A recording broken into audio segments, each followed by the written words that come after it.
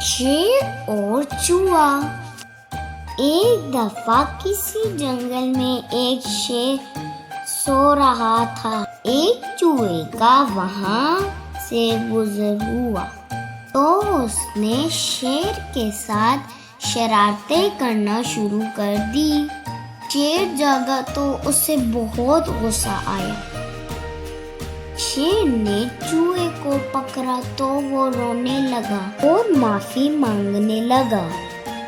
شیر نے اسے یہ کہتے ہوئے معاف کر دیا کہ اپنے سے بڑوں کے ساتھ مذاق نہیں کیا کرتے۔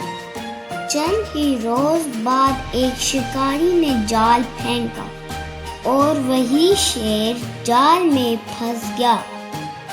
شیر نے جال سے نکلنے کی بہت کوشش کی لیکن ناکام ہو گیا۔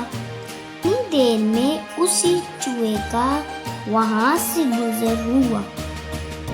چوہے نے شیر کو جال میں قید ہوئے دیکھا تو دانتوں سے جال کو کاٹ کر شیر کو آزادی دلائی۔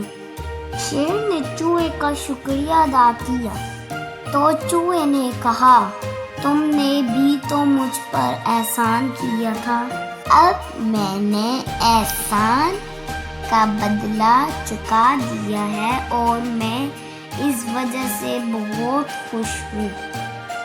اس کہانی سے ہمیں یہ سبق ملتا ہے کہ نیکی کا صلہ ضرور ملتا ہے۔